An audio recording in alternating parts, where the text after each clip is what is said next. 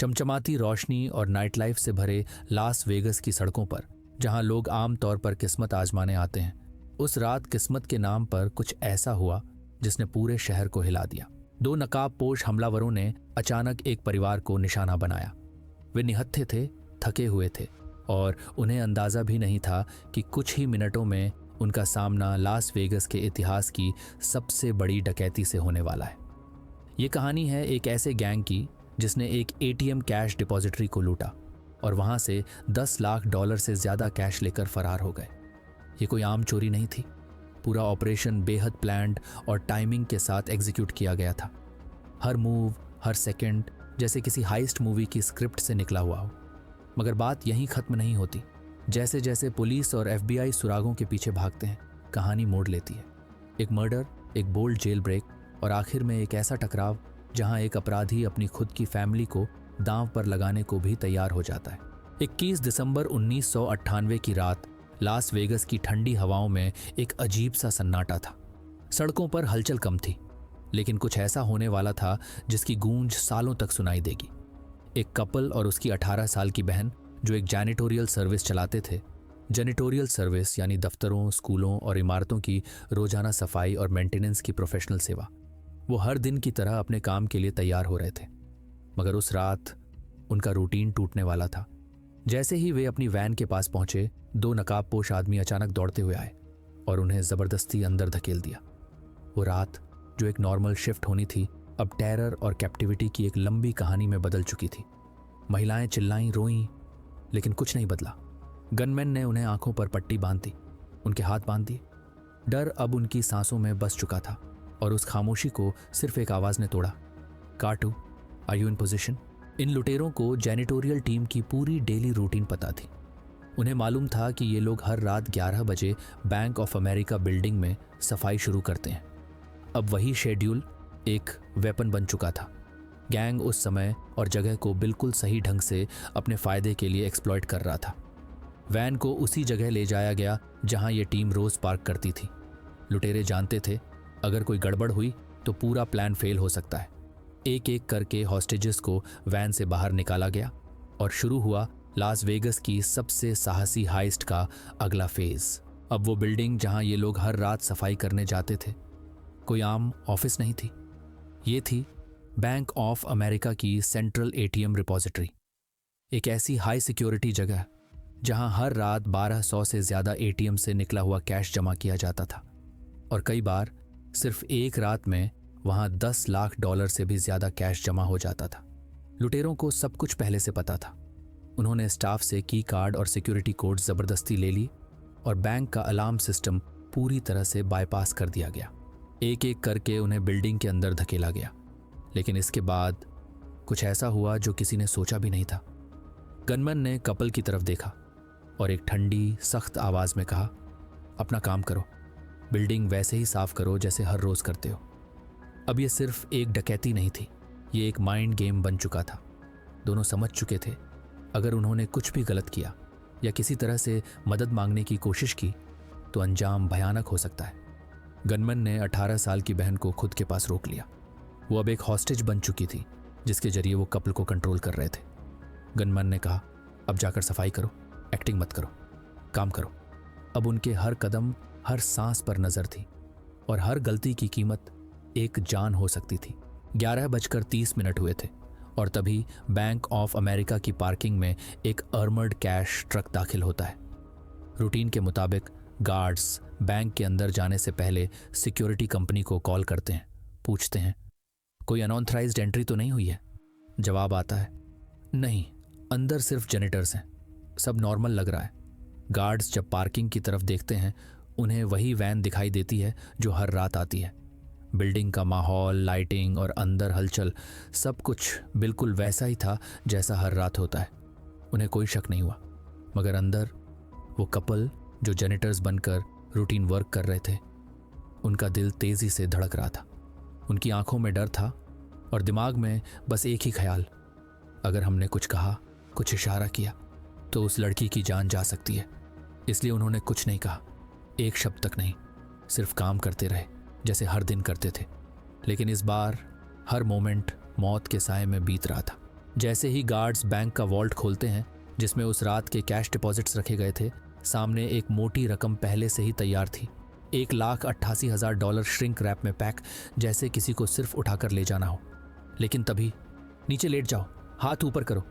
Gunman अचानक बाहर निकलते हैं और दोनों गार्ड्स को हथियार के बल पर काबू में ले लेते हैं। एक गार्ड कुछ कहने या हरकत करने की कोशिश करता है, लेकिन उस पल का फैसला सिर्फ एक गोली करती है।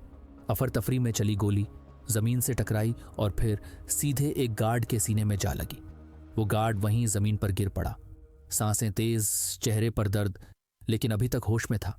गोली लगते ही रॉबर्स ने एक पल भी नहीं गंवाया और वहां से भाग निकले। पीछे रह गया सिर्फ एक घायल गार्ड और उसका साथी जो शॉक में था। उसने तुरंत फोन उठाया, इमरजेंसी डायल किया और कांपती आवाज में कहा, मेरे पार्टनर को गोली लग गई है, मुझे तुरंत एम्बुलेंस चाहिए प्लीज। कुछ ही मिनटों में FBI मौके पर पहुंचती है। लीड कर रहे थे स्पेशल एजेंट हेनरी श्लम्फ। अब यह मामला फेडरल जुरिस्डिक्शन में था। एजेंट श्लम्फ के मुताबिक सब लोग डरे हुए थे। किसी से बात कर पाना और असली कहानी निकाल पाना थोड़ा वक्त लेने वाला था। चूंकि रॉबर्स ने मास्क पहन रखे थे, इसलिए हमारे पास उनकी पहचान को लेकर बहुत ही जनरल इन्फॉर्मेशन थी। जो डिस्क्रिप्शन मिला वो कुछ यूं था, 2 मेल्स जो या तो कॉकेशियन, ब्लैक या हिस्पैनिक हो सकते थे। हाइट लगभग 6 फीट से 6 फीट 3 इंच। वेट करीब 200 पाउंड। बस इतना ही। कोई नाम नहीं, कोई गाड़ी का नंबर नहीं, ना ही कोई साफ चेहरा। ऐसे में हर छोटा सा डिटेल भी बहुत मायने रखता था। जब जेनिटर्स से पूछताछ की गई तो उन्होंने एक छोटा लेकिन बहुत अहम डिटेल शेयर किया। उन्होंने बताया, जब लुटेरे बैंक के अंदर घुसे तो उन्होंने वहां लगे CCTV कैमरों की संख्या देखकर एक पल के लिए हैरानी दिखाई, जैसे उन्हें अंदाजा नहीं था कि वहां इतने कैमरे होंगे। बस यही एक बात FBI और लोकल एजेंसीज को सोच में डाल देती है। अगर ये कोई इनसाइड जॉब होता तो क्या लुटेरों को पहले से कैमरों की जानकारी नहीं होती? कहीं ये पूरी हाइस्ट उतनी प्लान्ड नहीं थी जितनी लग रही थी। जांच आगे बढ़ती है और तभी सामने आता है एक गवाह, एक ट्रक ड्राइवर जो उसी रात पास की एक दुकान में लेट नाइट डिलीवरी देने गया था। उसने जो देखा वो इस केस की पहली सॉलिड लीड बन जाता है। ड्राइवर ने बताया, मैंने 2 आदमी देखे जो भागते हुए बैंक से निकले और कुछ बैग्स एक white Chevrolet S10 pickup truck में फेंके। फिर वो ट्रक तेजी से वहां से निकल गया, जैसे कुछ हुआ ही ना हो। अब पहली बार पुलिस के पास कुछ ठोस था। कोई चेहरा नहीं, कोई नाम नहीं, लेकिन एक गाड़ी, white Chevy S10 pickup truck. कई बार केस हल करने के लिए एक ही सही सुराग काफी होता है, और शायद ये वही सुराग था। जैसे ही पुलिस को white Chevrolet S10 pickup truck की जानकारी मिली, सारे यूनिट्स को अलर्ट कर दिया गया। पूरे इलाके में सर्च ऑर्डर फैलाया गया, क्योंकि अब उनके पास एक टारगेट था। ज्यादा देर नहीं बीती थी कि ठीक 1/4 मील दूर एक रेजिडेंशियल स्ट्रीट में वही जैसा ट्रक बताया गया था खड़ा मिला। जैसे ही ट्रक की नंबर प्लेट चेक की गई, एक चौंकाने वाला सच सामने आया। वो ट्रक असल में Las Vegas metro police department का एक पुलिस मेंटेनेंस व्हीकल था, जो 1 हफ्ते पहले चोरी हुआ था। अब जांच पहुंची उस गली के लोगों तक। एक महिला जिसका घर उसी जगह सबसे पास था, उसने पुलिस को बताया, मैंने किसी को उस ट्रक से बाहर निकलते नहीं देखा, लेकिन उसी शाम उसी जगह पहले एक और ट्रक खड़ा था। वो दूसरा ट्रक था एक वाइट GMC ड्यूली, एक ऐसा पिकअप ट्रक जिसमें पीछे के हिस्से में 4 टायर लगे होते हैं। आमतौर पर हैवी लोड उठाने या कमर्शियल ट्रांसपोर्ट के लिए यूज किया जाता है। जांचकर्ताओं को शक हुआ कि लुटेरों ने गाड़ियों की अदला बदली की थी। ये एक पुराना और कारगर तरीका है जिससे पुलिस को कंफ्यूज किया जा सके। शेवरोलेट S10 को पास में छोड़ना और असली गेटअवे करना GMC ड्यूली से, इससे साफ था कि ये अमेचर्स नहीं थे। अब पुलिस ने GMC ट्रक के लिए भी ऑल पॉइंट्स बुलेटिन APB जारी कर दिया। APB मतलब होता है पुलिस का एक मैसेज जो सब जगह भेजा जाता है ताकि किसी अपराधी या गाड़ी को जल्दी से ढूंढा जा सके। कुछ घंटों बाद एक राहत की खबर आई। जिस गार्ड को गोली लगी थी उसकी सर्जरी हो चुकी थी और उसकी जान बच गई थी, मगर उस राहत के साथ साथ एक बड़ा नुकसान भी सामने आया। अगले दिन बैंक ने पुष्टि की $1,88,000 कैश चोरी हुआ है। लास वेगस के इतिहास की अब तक की सबसे बड़ी बैंक डकैती। FBI अब भी यही मान रही थी कि यह शायद इनसाइड जॉब नहीं था, मगर फिर भी किसी भी संभावना को नजरअंदाज नहीं किया गया। Armoured truck guards, bank staff, सभी से पूछताछ की गई। कुछ को पॉलीग्राफ टेस्ट यानी लाई डिटेक्टर टेस्ट से भी गुजारा गया, मगर कोई भी ऐसा सुराग नहीं मिला जिससे किसी पर शक किया जा सके। FBI एजेंट हेनरी ने कहा, हमें लगने लगा था कि लुटेरों ने शायद कई दिन तक बैंक और गार्ड्स की रूटीन को ऑब्जर्व किया होगा और उसी से उन्हें सारी ज़रूरी जानकारी मिल गई होगी। अब तक की तमाम कोशिशों के बावजूद कोई ठोस लीड हाथ नहीं लगी थी। जांच जैसे एक बंद रास्ते पर आकर रुक गई थी। ऐसे में बैंक ऑफ अमेरिका और आर्मर्ड कार कंपनी के अधिकारियों ने एक इनामी राशि घोषित करने का फैसला किया, ताकि अगर किसी को कोई जानकारी हो तो वो सामने आ सके। स्पेशल एजेंट हेनरी ने सुझाव दिया, $50,000 का इनाम। बैंक रॉबरी के मामलों में ये एक बड़ी रकम मानी जाती है और इस केस में तो पब्लिक इंटरेस्ट जगाना अब बेहद ज़रूरी था। इसके बाद FBI एजेंट्स ने लोकल अथॉरिटीज़ को भी इन्वॉल्व करना शुरू किया। एयरपोर्ट्स को अलर्ट कर दिया गया। अगर कोई व्यक्ति बड़ी मात्रा में कैश लेकर सफ़र करने की कोशिश करे तो तुरंत सूचना दी जाए। सभी जेलों को निर्देश दिए गए कि अगर कोई व्यक्ति कैश में बेल देने की कोशिश करे तो उसे भी रिपोर्ट किया जाए। ठीक एक हफ्ते बाद FBI को एक कॉल आता है। कॉल किया गया था मैककार्न एयरपोर्ट की सिक्योरिटी टीम को। किसी ने फ़ोन पर पूछताछ की थी, क्या बड़ी मात्रा में कैश मेटल डिटेक्टर को ट्रिगर करेगा। एयरपोर्ट सिक्योरिटी ने वो कॉलर ID सेव कर ली थी और अब वो FBI को सौंप दी गई। जैसे ही FBI ने उस कॉलर ID को ट्रेस किया तो पता चला वो कॉल की गई थी एक सबरबान हाउस से। एजेंट्स ने घर पर निगरानी शुरू कर दी। हर आधे घंटे में कोई आता कोई जाता। एक पैटर्न था, लेकिन कुछ समझ नहीं आ रहा था। क्या ये किसी इलीगल एक्टिविटी का ठिकाना था या बस एक बहुत बड़ी गलतफहमी। कई घंटों तक ऑब्जर्वेशन करने के बाद एजेंट्स ने फैसला लिया, अब डायरेक्ट बात करनी चाहिए। हेलो, मैं लास वेगास पुलिस डिपार्टमेंट से इन्वेस्टिगेटर डेविस हूँ और ये हैं स्पेशल एजेंट रीड, FBI से। दरवाज़ा एक महिला ने खोला जो बिल्कुल भी सस्पिशियस नहीं लग रही थी। वो एक पियानो टीचर थी जो बच्चों को हाफ आवर की क्लासेस देती थी। वो जल्द ही यूटाह जाने वाली थी और उसके पास लगभग $3,000 कैश था। उसी सिलसिले में उसने एयरपोर्ट पर कॉल किया था, ये जानने के लिए कि क्या इतनी कैश राशि मेटल डिटेक्टर में अलर्ट कर सकती है। FBI ने जब सारी बात समझी तो साफ हो गया, ये लीड बेकार थी। अब एजेंट्स एक बार फिर वहीं खड़े थे जहां से उन्होंने शुरुआत की थी। क्लूज खत्म हो चुके थे और उम्मीदें भी, मगर उसी दिन हालात अचानक बदलते हैं। लास वेगस मेट्रो पुलिस को एक महिला का कॉल आता है जिसने इनाम का पोस्टर देखा था और अब वो सामने आना चाहती थी। उसका दावा था कि उसके पास बैंक रॉबरी से जुड़ी बहुत अहम जानकारी है। एजेंट ने सीधा सवाल किया, तो अपनी उस स्ट्रिपर दोस्त के बारे में बताओ। महिला ने जवाब दिया, उसका नाम है जेनिफर। उसने बताया कि जेनिफर एक लोकल स्ट्रिप क्लब में डांसर है और हाल ही में वो बहुत कैश खर्च कर रही है। कपड़े, गहने, पार्टियां, सब कुछ अचानक बदल गया था और यही बदलाव FBI को अलर्ट कर देता है। महिला ने जेनिफर का फ़ोन नंबर भी दिया। जब FBI ने उस नंबर को ट्रेस किया तो पता चला नंबर रेंटेड ट्रेलर होम का था। अब ट्रेलर पर सर्वेलेंस शुरू हो चुकी थी। हर मूवमेंट, हर विजिटर, हर कार और कॉल, सब पर नज़र रखी जा रही थी। कुछ ही मिनटों बाद एक वाइट GMC ट्रक उस ट्रेलर होम के सामने आकर रुकता है, ठीक वही मॉडल जो लुटेरों ने भागने के लिए इस्तेमाल किया था। एजेंट्स ने बिना देर किए उस ट्रक की नंबर प्लेट चेक की। रजिस्ट्रेशन रिकॉर्ड्स के मुताबिक वो ट्रक लास वेगस में रहने वाले एक शख्स के नाम पर था, टिमोथी ब्लैकबर्न। जैसे ही ट्रक की पहचान टिमोथी ब्लैकबर्न के नाम से हुई, सर्वेलेंस टीम ने तुरंत स्पेशल एजेंट हेनरी को सूचना दी। अब FBI के पास इतनी मजबूत लीड थी कि उन्हें ट्रेलर होम के लिए सर्च वारंट मिल गया। अब वक्त था एक्शन का। स्वॉट टीम को अलर्ट किया गया। स्वॉट टीम का मतलब स्पेशल वेपन्स एंड टैक्टिक्स। ये एक खास ट्रेनिंग वाली पुलिस टीम होती है जो बहुत खतरनाक और हाई रिस्क मिशन को संभालती है। लक्ष्य बिल्कुल साफ था, सस्पेक्ट्स आर्म्ड और डेंजरस हो सकते थे क्योंकि एक गार्ड को पहले ही गोली लग चुकी थी। टीम ट्रेलर के पास पहुंची। दरवाज़ा खटखटाया गया लेकिन कोई जवाब नहीं मिला। कुछ सेकंड का सस्पेंस और फिर दरवाज़ा तोड़ दिया गया। सर्च वारंट को एग्जीक्यूट किया गया। ट्रेलर के अंदर एक आदमी मिला। उसने खुद को राइली बेट्स बताया और कहा, जेनिफर मेरी गर्लफ्रेंड है।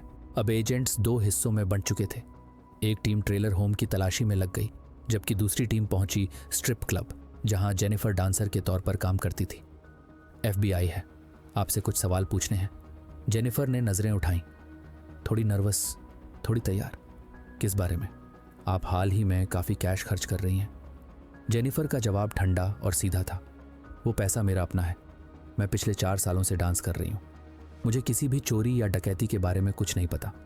उधर ट्रेलर की तलाशी में एजेंट्स को कुछ ऐसा मिला जिसने सबका ध्यान खींच लिया।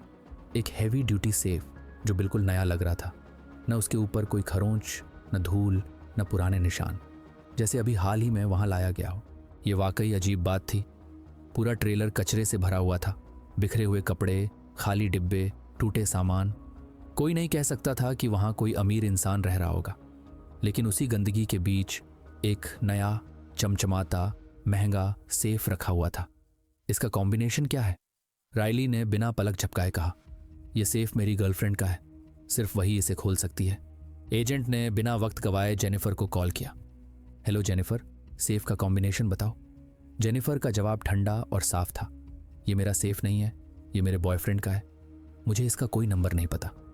एजेंट ने सवाल दोहराया, अब थोड़ी सख्ती के साथ।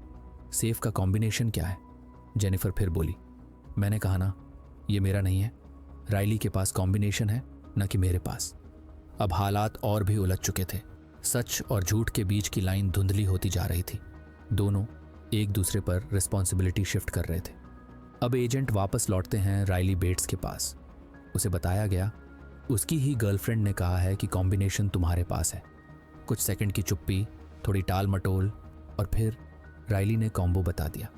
एक छोटा सा नंबर जो शायद उस $1 मिलियन मिस्ट्री का दरवाजा खोलने वाला था। जैसे ही सेफ खोला गया, FBI को अंदर से मिला $50,000 कैश और मारिजुआना से भरे बैग्स।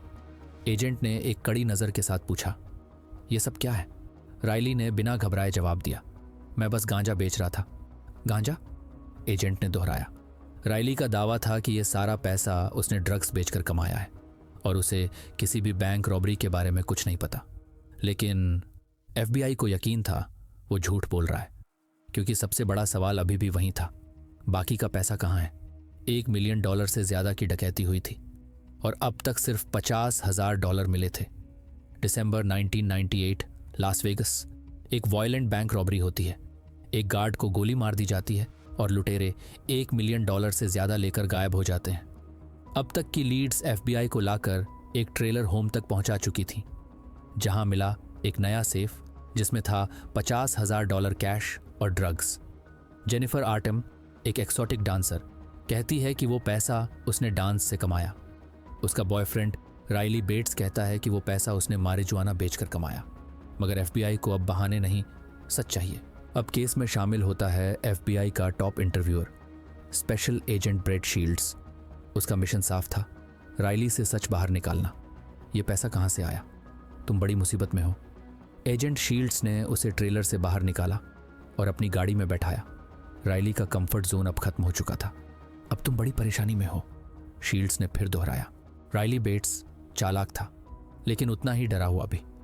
उसे अब यह समझ आने लगा था कि केस उसके काबू से बाहर जा चुका है। पैसा मिला था, ड्रग्स मिले थे, अब सिर्फ उसका कहना काफी नहीं था। वो बार बार दोहराता रहा, यह पैसा मैंने मारिजुआना बेचकर कमाया है। मगर सच ये था, अगर वो वाकई इतना कमा रहा होता तो क्या अब भी एक सस्ते ट्रेलर में रह रहा होता? एजेंट शील्ड्स ने दबाव और बढ़ा दिया।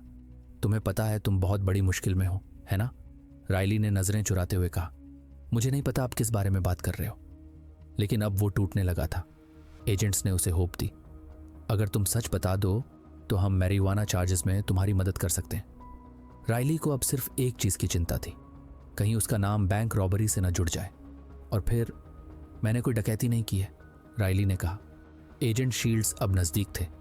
उन्हें लग रहा था सच सिर्फ 2 सवाल दूर है।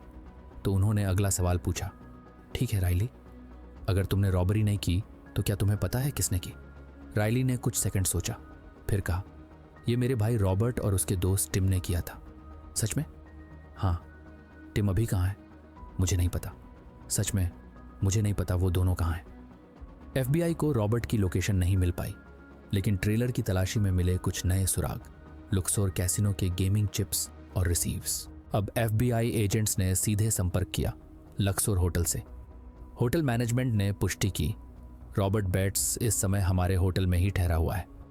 होटल सिक्योरिटी टीम ने जो बताया वो और भी चौंकाने वाला था। रॉबर्ट तब से लगातार पार्टी कर रहा था, हर चीज का पेमेंट कैश में कर रहा था। गेस्ट पोर्टफोलियो के मुताबिक रॉबर्ट ने डकैती की रात से ही बड़ी रकम खर्च करनी शुरू कर दी थी।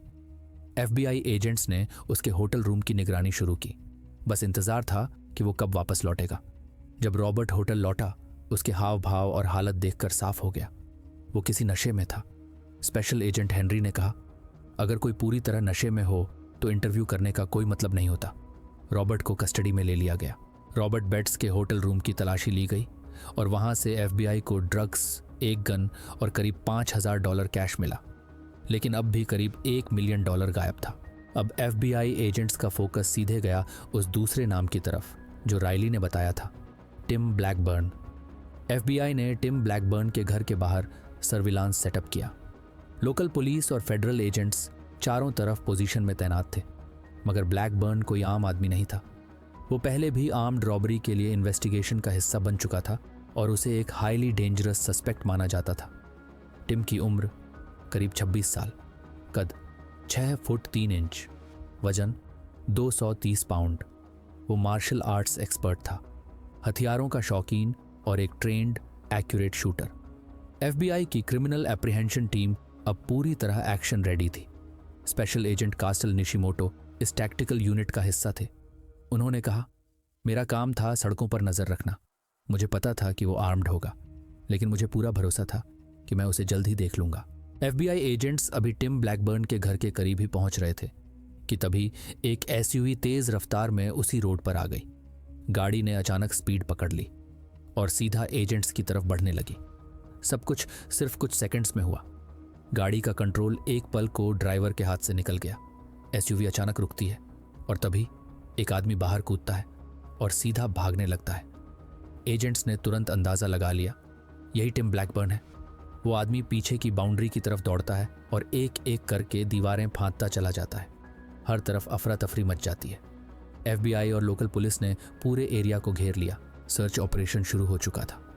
लेकिन जैसे ही SUV के ड्राइवर की पहचान की गई, सच कुछ और निकला। वो आदमी टिम नहीं था। SUV चला रही थी ब्लैकबर्न की सिस्टर इन लॉ, जो या तो जानबूझकर टिम की मदद कर रही थी या फिर उस वक्त कुछ और ही प्लान चल रहा था। FBI ने उसे तुरंत हिरासत में ले लिया। अब FBI और लास वेगस पुलिस ने पूरे इलाके में घर घर सर्च ऑपरेशन शुरू कर दिया। हर गली, हर कोना अब कानून की नज़र में था। कुछ ही ब्लॉक दूर एक K9 यूनिट ने संदिग्ध की गंध पकड़ ली। टिम ब्लैकबर्न एक घर के बैकयार्ड में एक डेक के नीचे छिपा हुआ मिला। उसे एक K9 टीम ने ट्रैक किया। उसके पास एक मास्क था और उसके पैर पर एक होल्स्टर बंधा हुआ था। होल्स्टर का मतलब पिस्तौल रखने का एक चमड़े या कपड़े का कवर या केस, जो आमतौर पर कमर, कंधे या पैर पर बांधा जाता है। खुशकिस्मती से वो होल्स्टर खाली था। उसकी बंदूक रास्ते में दीवारें फांदते समय गिर चुकी थी। FBI ने तुरंत टिम ब्लैकबर्न और उसकी पत्नी सोफिया से पूछताछ शुरू कर दी। एजेंट्स ने सीधा सवाल किया, क्योंकि हमें पता है कि तुम्हें सब कुछ मालूम है और ये भी कि तुम्हें पता है पैसा कहाँ है। अब हमें बता दो वो पैसा कहाँ है। एजेंट्स ने टिम को एक डील ऑफर की, कम सज़ा अगर वो रॉबरी में शामिल होने की बात मान ले। लेकिन ब्लैकबर्न ने एक बार फिर इनकार किया। मेरे पास कोई पैसा नहीं है। अगर तुम्हें दिख नहीं रहा तो समझ लो यहाँ कुछ भी नहीं है। अब भी वो सब कुछ नकार रहा था। अब शुरू हुआ घर का डिटेल्ड फोरेंसिक सर्च। एक ऐसा सर्च जो सिर्फ पुलिसिया छानबीन नहीं बल्कि एक साइंटिफिक इन्वेस्टिगेशन था। कोई भागदौड़ नहीं, कोई अंदाज़ा नहीं, बस हर चीज़ को मेथोडिकली जांचा गया। हर आइटम की पहले तस्वीर ली गई, हर कमरे को एक एक करके पूरी तरह छाना गया और अंत में घर के बाहर की जगहों की तलाशी ली गई। इस दौरान एजेंट्स को कुछ अहम सबूत मिले। फ्लेक्स कफ्स, बिल्कुल वैसे ही जैसे जेनिटर्स को बांधने के लिए इस्तेमाल किए गए थे। वॉकी टॉकीज और सर्वेलेंस इक्विपमेंट, ये सिर्फ चोरी नहीं थी बल्कि मिलिट्री लेवल प्लानिंग वाली एक डकैती थी। और फिर सुबह के समय एजेंट्स ने टिम ब्लैकबर्न के बैकयार्ड में बने डॉग हाउस की तलाशी ली। वहीं से मिले कई डफल बैग्स। मैं यकीन नहीं कर पा रहा था कि उसने पैसे डॉग हाउस में छिपा दिए, एजेंट हेनरी ने कहा। लेकिन फिर सोचा, शायद ये इतना बुरा आइडिया नहीं था, क्योंकि आमतौर पर कोई उस जगह को चेक ही नहीं करता। जैसे ही बैग्स खोले गए, अंदर मिला $9 लाख से ज़्यादा कैश, यानी चोरी की गई रकम का लगभग 90%। इतने दिनों की सर्च, पूछताछ, झूठ और पीछा, अब जाकर वो पैसे सामने थे जिन्होंने पूरे लास वेगस को हिला दिया था। डफल बैग्स में मिले पैसों को गिनने में FBI एजेंट्स को करीब 10 घंटे लगे। हर नोट, हर बंडल बैंक ऑफ अमेरिका की उस रात की लूट का गवाह बन चुका था।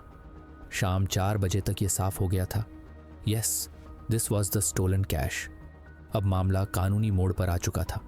यूएस डिस्ट्रिक्ट कोर्ट ने टिम ब्लैकबर्न और रॉबर्ट बेट्स पर बैंक रॉबरी, किडनैपिंग, कारजैकिंग और हथियार के साथ वायलेंट क्राइम करने के आरोप लगाए। उन्हें north Las Vegas detention centre में भेजा गया। लेकिन एफबीआई का काम अब भी खत्म नहीं हुआ था। एजेंट्स को पूरा यकीन था ब्लैकबर्न और बेट्स इस प्लान में अकेले नहीं थे। इस लेवल की हाइस्ट सिर्फ 2 लोग मिलकर नहीं कर सकते। हर डिटेल, हर मूवमेंट, हर गेटअवे स्टेप लॉजिस्टिकली ऐसा ऑपरेशन और लोगों की मदद के बिना मुमकिन नहीं था। अब शक की नजर गई सोफिया ब्लैकबर्न पर, टिम की पत्नी। उसकी बातें, उसके जवाब, उसका बॉडी लैंग्वेज किसी भी एंगल से कन्विंसिंग नहीं लग रहा था। एक एजेंट ने बताया, मैं कई बार सोफिया से बात करने उसके घर गया। हर बार कुछ ना कुछ ऐसा मिला जो नॉर्मल नहीं था।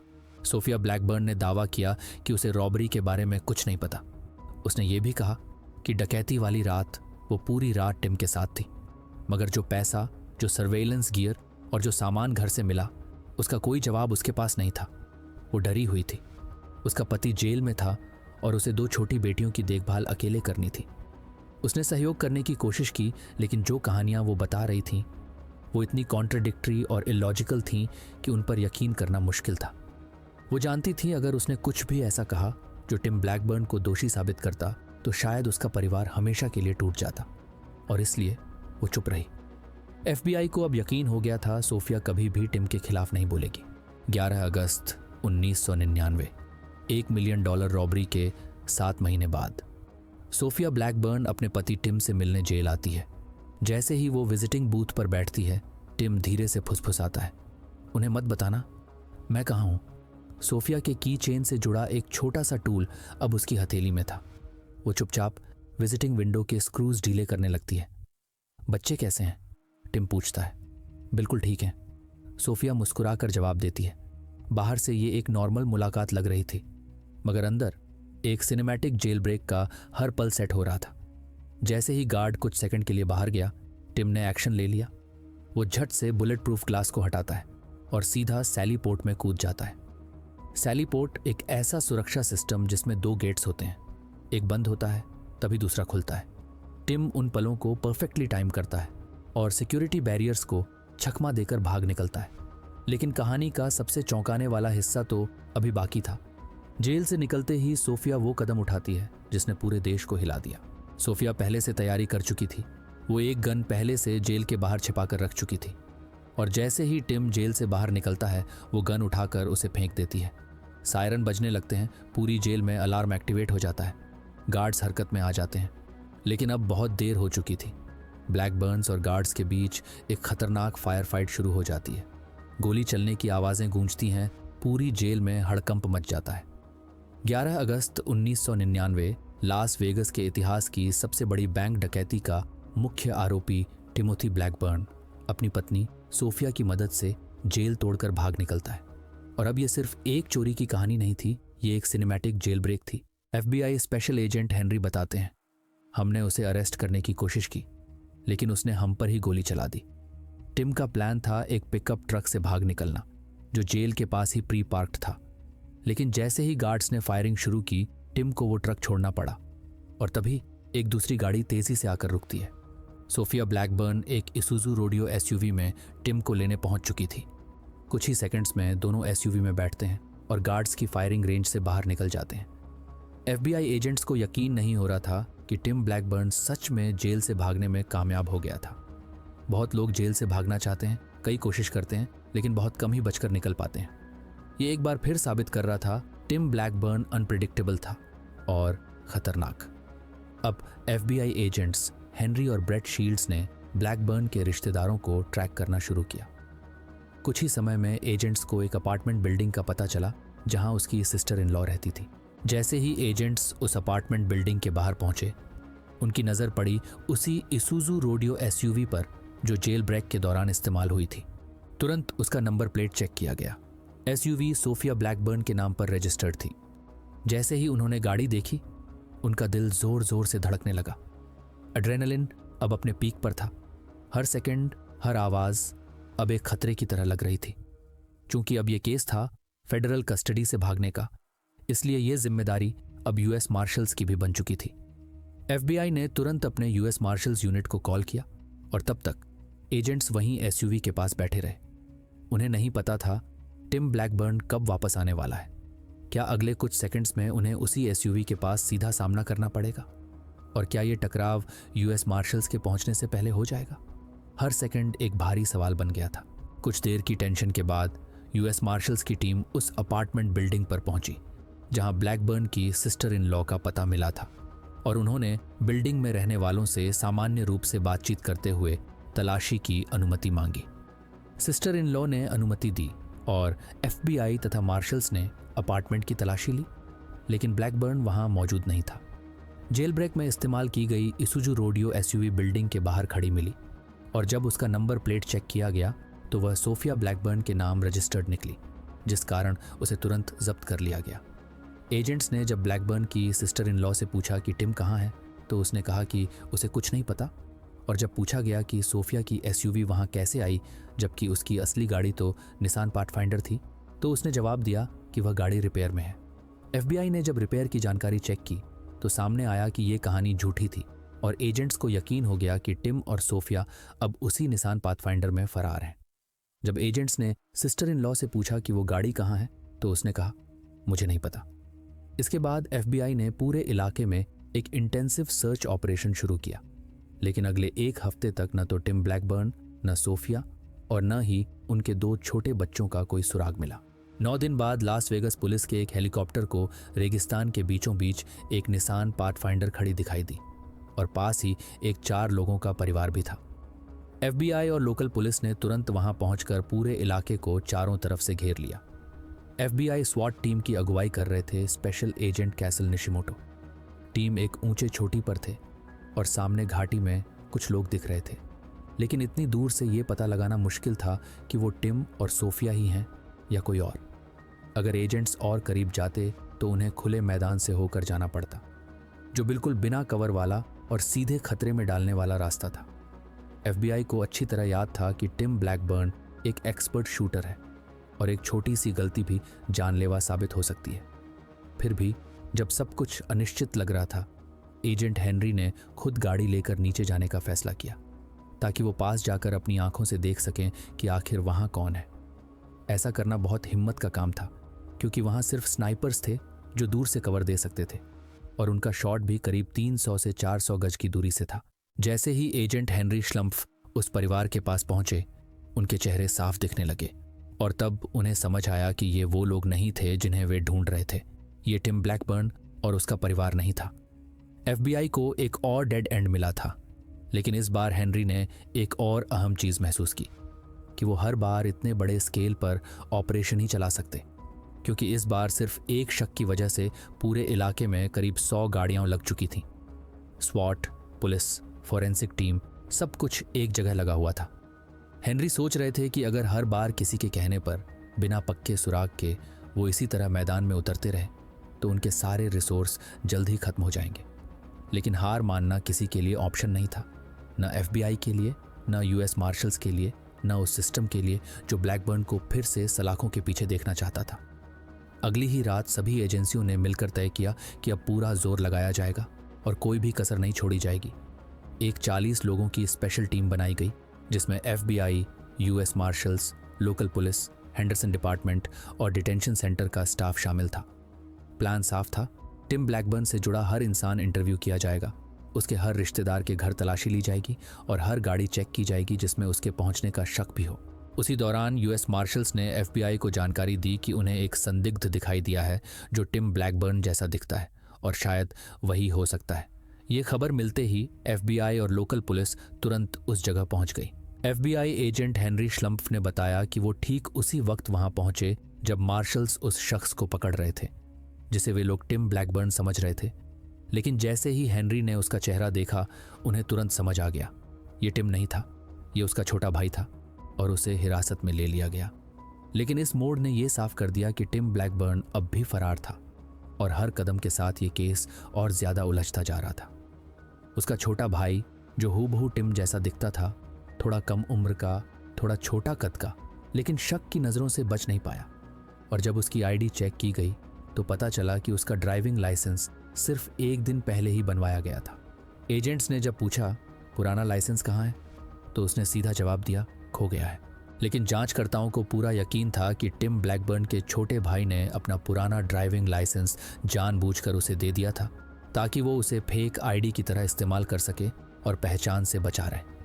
जब उसकी कार की तलाशी ली गई तो वहां से टिम ब्लैकबर्न का एक नोट मिला जिसमें उसने अपने भाई से पैसे मंगवाने की बात लिखी थी। एक ऐसा आदमी जिसके पास कभी $1 मिलियन थे, अब अपनी पहचान छिपाकर जिंदा रहने के लिए अपने छोटे भाई से उधार मांग रहा था। FBI ने टिम के भाई को एक फरार अपराधी की मदद करने के आरोप में गिरफ्तार कर लिया और साथ ही उसकी सिस्टर इन लॉ को भी अरेस्ट किया गया क्योंकि उसने झूठ बोला था कि निसान पाथफाइंडर रिपेयर में है, जबकि वो कार टिम और सोफिया के फरार होने में इस्तेमाल हुई थी। अब जब टिम ब्लैकबर्न के 2 परिवार वाले सलाखों के पीछे थे, FBI ने एक नई प्लानिंग शुरू की, एक ऐसा तरीका जिससे टिम खुद बाहर निकलने पर मजबूर हो जाए। लास वेगस का एक वायलेंट बैंक रॉबर जिसने अपनी पत्नी की मदद से जेल तोड़ दी थी, अब पिछले 3 दिनों से लगातार छिपते भागते फिर रहा था। और यही वो वक्त था जब FBI ने फैसला किया कि अब उस पर दबाव बढ़ाना होगा। FBI ने अब एक ऐसा शख्स चुना जिससे टिम ब्लैकबर्न पर सीधा असर पड़ सकता था। एक बाउंसर जो टिम का करीबी दोस्त था और एक जेंटलमैन क्लब में काम करता था। टिम को जानने वाले ज्यादातर लोग या तो उसे पसंद करते थे या फिर उससे डरते थे, और दोनों ही तरह के लोग जानकारी देने से बचते थे। ये दोस्त भी शुरू में कुछ नहीं कहना चाहता था, लेकिन थोड़ी देर बाद उसने एक ज़रूरी बात बताई। जिस दिन टिम जेल से भागा उसी वक्त उसने उसे फ़ोन किया था। फ़ोन पर टिम की आवाज़ थी, मैं बाहर हूँ, मैं बाहर हूँ। और बैकग्राउंड में पुलिस सायरन की आवाज़ें साफ सुनाई दे रही थीं। FBI एजेंट्स ने उस दोस्त से कहा, तुम वो आखिरी इंसान हो जिससे टिम ब्लैकबर्न ने बात की थी और हमें लगता है कि वो फिर से तुम्हें कॉल करेगा, और जब वो कॉल करे तो उसे बताना कि हमने उसका भाई और भाभी दोनों को गिरफ्तार कर लिया है और जो भी उसकी मदद कर रहे हैं उन्हें इसकी कीमत चुकानी पड़ेगी।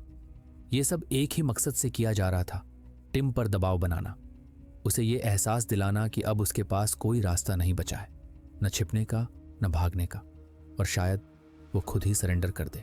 अगली सुबह उसी दोस्त का फ़ोन आया। उसने बताया कि टिम ब्लैकबर्न ने फिर से कॉल किया था और उसने ठीक वही बातें दोहराई जो FBI ने पहले से सिखाई थी।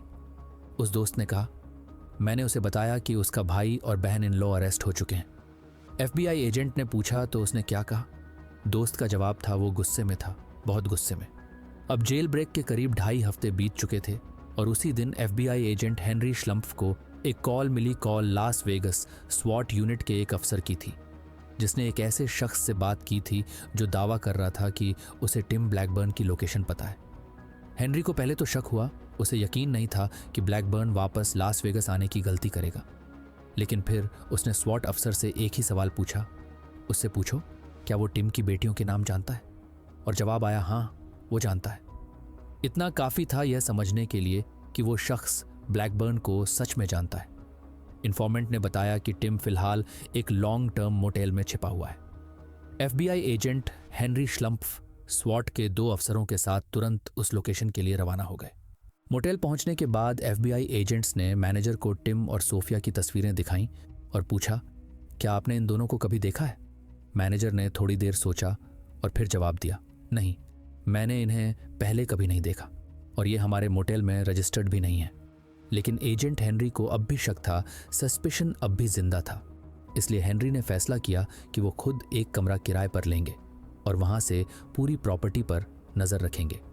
उधर स्वॉट अफसरों ने मोटेल की पार्किंग में खड़ी हर गाड़ी के नंबर चेक की, लेकिन कोई भी गाड़ी चोरी की नहीं थी और न ही किसी पर ब्लैकबर्न या उसके जानने वालों का नाम था। ऐसा लग रहा था कि ये लीड भी झूठी निकलेगी, लेकिन FBI ने हार नहीं मानी। अब उन्होंने अगला प्लान तैयार किया। पूरे अपार्टमेंट कॉम्प्लेक्स में एक सिक्योरिटी गार्ड नॉइज़ कंप्लेंट का बहाना बनाकर हर दरवाजे पर दस्तक देगा, और जब गार्ड ने एक अपार्टमेंट के दरवाजे पर नॉक किया तभी दरवाज़ा खुला और बाहर निकली सोफिया ब्लैकबर्न। वो एकदम नॉर्मल दिख रही थी, मुस्कुरा रही थी, और उसने सीधे पूछा, बाहर क्या चल रहा है? एजेंट हेनरी बताते हैं, मैं अपनी आंखों पर यकीन नहीं कर पा रहा था। वो सामने खड़ी थी, बिल्कुल नॉर्मल, जैसे पिछले 17 दिनों में कुछ हुआ ही नहीं हो। अब शक और गहरा गया, क्योंकि अगर सोफिया वहाँ है तो क्या टिम ब्लैकबर्न उसी अपार्टमेंट में छिपा हुआ है? एजेंट हेनरी श्लम्फ ने जैसे ही सोफिया को देखा, उन्होंने 1 सेकंड भी बर्बाद नहीं किया और तुरंत बैकअप बुलाया। कुछ ही मिनटों में FBI की क्रिमिनल अप्रीहेंशन टीम, स्वॉट यूनिट, US मार्शल्स और कई पेट्रोल यूनिट्स उस लोकेशन पर पहुंच गईं। पूरी बिल्डिंग को घेर लिया गया और हर अपार्टमेंट को खाली कराया गया, बस उस एक अपार्टमेंट को छोड़कर जहां एजेंट्स को यकीन था कि टिम ब्लैकबर्न छिपा हुआ है। अब सब तैयार थे और फिर FBI ने वही किया जो वो 99% फ्यूजिटिव केसों में करते हैं। FBI की क्रिमिनल अप्रीहेंशन टीम ने उस अपार्टमेंट में फ़ोन किया और कॉल रिसीव होते ही कहा, मुझे टिम ब्लैकबर्न से बात करनी है। टीम का स्टैंडर्ड प्रोटोकॉल यही होता है, वो सामने वाले को सीधे साफ शब्दों में बताते हैं, हमें पता है कि तुम अंदर हो, तुम्हें चारों तरफ से घेर लिया गया है, बाहर निकलने का कोई रास्ता नहीं है, तो बेहतर होगा कि तुम शांति से बाहर आ जाओ। हम बस चाहते हैं कि ये सब बिना किसी नुकसान के खत्म हो। एजेंट हेनरी श्लम्फ वहीं खड़े थे, इंतजार कर रहे थे कि टिम ब्लैकबर्न कभी भी दरवाज़ा खोलेगा और बाहर निकल आएगा। वो सोच रहे थे कि अब टिम को उसी जेल में भेजा जाएगा जहां से वो भागा था, या फिर किसी नए हाई सिक्योरिटी डिटेंशन सेंटर में। लेकिन कुछ मिनट बीत गए और टिम बाहर नहीं आया। तभी टीम के एक मेंबर ने कहा, एजेंट हेनरी, वो आपसे बात करना चाहता है। फ़ोन हेनरी को सौंपा गया, उन्होंने कॉल रिसीव की। Hello Tim. दूसरी तरफ से वही आवाज़ आई, ये टिम ब्लैकबर्न ही था। अब हेनरी की एक ही जिम्मेदारी थी, उसे फ़ोन पर बनाए रखना, क्योंकि जब तक टिम बात कर रहा है तब तक वो किसी को नुकसान नहीं पहुंचा सकता। हेनरी ने टोन को बदला और बातचीत को एक इंसानी मोड़ दिया। पिछले 3 हफ्ते तुम्हारे लिए बहुत मुश्किल रहे होंगे, टिम ने जवाब दिया। हाँ, मैं बच्चों को सैन डिएगो ले गया था। क्या आप कभी वहाँ गए हो? इस एक लाइन से बहुत कुछ साफ हो गया। वो मैक्सिको बॉर्डर से सिर्फ 10 मिनट की दूरी पर था, लेकिन वहाँ नहीं गया। वो लास वेगस लौट आया था। हेनरी को समझ नहीं आ रहा था कि कोई ऐसा क्यों करेगा, लेकिन उससे भी बड़ा सवाल था, क्या उसकी बेटियां अब भी उसके साथ हैं? और तभी फ़ोन के बैकग्राउंड में एक आवाज़ सुनाई दी, बच्चों की हंसी। एजेंट हेनरी श्लम्फ का सबसे बड़ा डर अब सच साबित हो चुका था। रेडियो पर साफ साफ कंफर्म किया गया, 2 बच्चे कमरे में हैं। रिपीट, कमरे में 2 बच्चे मौजूद हैं। स्वॉट टीम ने पूरे अपार्टमेंट को घेर लिया था। हर एजेंट अपनी जगह पर था, तैयार, बिल्कुल अलर्ट। अगर टिम ब्लैकबर्न ज़रा भी हिंसक होता तो होस्टेज रेस्क्यू ऑपरेशन उसी पल शुरू हो जाना था, क्योंकि अब अंदर सिर्फ एक भगोड़ा नहीं था, वहाँ थी उसकी पत्नी सोफिया और उसकी 2 नन्ही बेटियां। फ़ोन पर टिम ने कहा, हेनरी, क्या तुम हमें जाने नहीं दे सकते? हेनरी श्लम्फ ने सीधा और शांत जवाब दिया, तुम जानते हो मैं ऐसा नहीं कर सकता। टिम की आवाज़ में डर नहीं था, बल्कि एक थकी हुई, टूटी हुई जिद थी। मैं वापस जेल नहीं जा रहा यार, मैं नहीं चाहता कि मेरी बेटियां मुझे जेल में आकर मिलें। वो बार बार यही दोहरा रहा था, मैं वापस जेल नहीं जाऊंगा। FBI एजेंट्स अब एक नए डर में थे, क्या टिम अब खुद को या अपने परिवार को नुकसान पहुंचाएगा? हेनरी ने फिर एक कोशिश की, टिम, अब वक्त है बाहर आने का, सब खत्म करने का। अब हालात बिल्कुल साफ थे। एक हथियारबंद आदमी, मानसिक रूप से टूटा हुआ, एक छोटे से अपार्टमेंट में बंद था अपनी बीवी और 2 मासूम बच्चियों के साथ। मोटेल को पूरी तरह घेर लिया गया था लास वेगस की रोशनी से। बस थोड़ी ही दूरी पर एक अपार्टमेंट के अंदर अंधेरे का सबसे बड़ा खतरा अब हर पल और गहराता जा रहा था। टिम की आखिरी शब्दों में सिर्फ एक बात बार बार गूंज रही थी, मैं वापस नहीं जा रहा, बस यही है, मैं वापस नहीं जाऊंगा।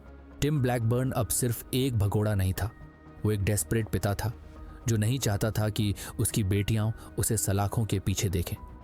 FBI एजेंट हेनरी श्लम्फ ने उसे मनाने की हर कोशिश की कि वो बाहर आकर सरेंडर कर दे। नेगोशिएटर्स वहां मौजूद थे, लेकिन टिम किसी और से बात नहीं करना चाहता था, वो सिर्फ हेनरी से बात करता था। हर बार वही दोहराता, मैं वापस जेल नहीं जाऊंगा, मैं नहीं चाहता मेरी बेटियां मुझे जेल में देखें। अब FBI की कोशिश ये थी कि कम से कम उसकी बेटियों को उस अपार्टमेंट से सुरक्षित बाहर निकाला जाए। हेनरी श्लम्फ की बातचीत कभी सोफिया से होती, कभी टिम से, और कई बार ऐसा लगता कि शायद सोफिया से बात करके चीज़ें सुधर रही हैं। लेकिन जैसे ही वो फिर टिम से बात करती, सब फिर से वहीं लौट आता जहां से शुरू हुआ था। टिम का उस पर बहुत गहरा असर था, आखिर वो उसका पति था। सोफिया डरी हुई थी, उसे लग रहा था कि अगर वो बच्चों को लेकर वहां से निकलती है तो टिम खुद को मार लेगा, और वो ऐसा कुछ भी नहीं चाहती थी। बातचीत में लगातार उतार चढ़ाव आ रहे थे। कभी ऐसा लगता कि टिम मान जाएगा, तो अगले ही पल जैसे सारी उम्मीद टूट जाती।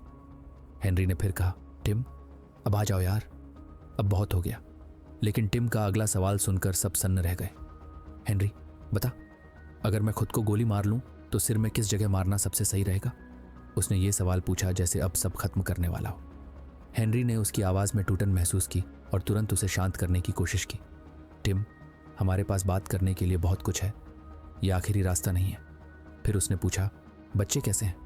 और टिम ने जवाब दिया, मैंने उन्हें बाथटब में रख दिया है, उनकी सुरक्षा के लिए। CWAT कमांडर अब पहले से भी ज्यादा चिंतित हो गया था, क्योंकि बच्चों को बाथटब में बंद करना सिर्फ सुरक्षा का इंतजाम नहीं, बल्कि ये एक मर्डर सुसाइड प्लान का हिस्सा भी हो सकता था। अब वक्त तेजी से खत्म हो रहा था। स्वॉट टीम ने फैसला किया, अगर हालात और बिगड़ते हैं तो फोर्सफुल एंट्री की जाएगी। अपार्टमेंट के दरवाजे पर एक एक्सप्लोसिव चार्ज सेट कर दिया गया ताकि जरूरत पड़ने पर सेकंड्स के अंदर भीतर घुसा जा सके। और फिर 4 घंटे की लंबी, थकाऊ और अनिश्चित बातचीत के बाद स्वॉट टीम ने आखिरकार अपार्टमेंट में एंट्री ली। टीम सीधे पीछे की तरफ गई, बाथरूम की ओर, जहां बच्चों को रखा गया था। हर सेकंड अब कीमती था और खतरे से भरा हुआ। और तभी एक आखिरी गोली चली। स्वॉट टीम जब बाथरूम तक पहुंची, उन्होंने देखा टिम ब्लैकबर्न जमीन पर गिर रहा था, अपनी ही चलाई हुई गोली से घायल। अंदर का नजारा उस गोली से भी ज्यादा खौफनाक था। बाथरूम में स्वॉट टीम को सोफिया की लाश मिली और दोनों बच्चियां, जिन्हें सिर में गोली मारी गई थी, वे अब भी जिंदा थीं, मगर सिर्फ बेयरली।